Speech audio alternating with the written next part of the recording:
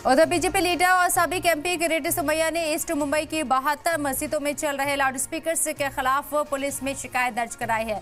किरीटी सोमैया का इल्जाम है कि मुंबई के इलाके मानखुर्द गोवंडी में गैर कानूनी तरीके से बैन इस लाउडस्पीकर्स का इस्तेमाल किया जा रहा है। बीजेपी लीडर ने गोवंडी में वाकई शिवाजी नगर पुलिस स्टेशन में शिकायत दर्ज कराई। शिकायत में कहा गया है कि आरटीआई से मिली जानकारी के मुताबिक गोवंडी की 72 मस्जिदों में गैर कानूनी तरीके से लाउडस्पीकर्स का इस्तेमाल किया जा रहा है। महाराष्ट्र में पिछले दिनों सीएम देवेंद्र फडणवीस ने मकामी मकामात पर लाउडस्पीकर्स को तय डेसिबल मियाद में बजाने की बात कही थी, लेकिन वार्निंग दी गई थी यहां ऐसा न करने पर कार्रवाई की जाएगी।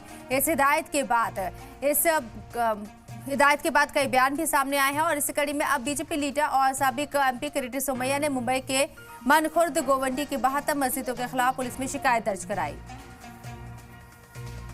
के गोवंडी शिवाजी नगर पुलिस स्टेशन में मैंने शिकायत की कि वहां पर 72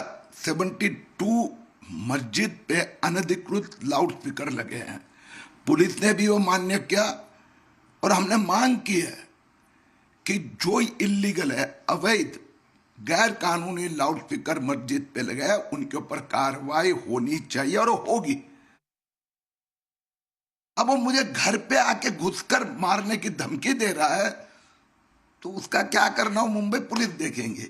लेकिन मैं ये जो इस प्रकार के धमकी देने वाले हैं उनके पीछे जो उनके आका है, जो गॉडफादर है, उन सबको कह दूंगा कि जिस प्रकार से लैंड जिहाद चला है, अनधिकृत मस्जिद बनाकर जमीन खाना,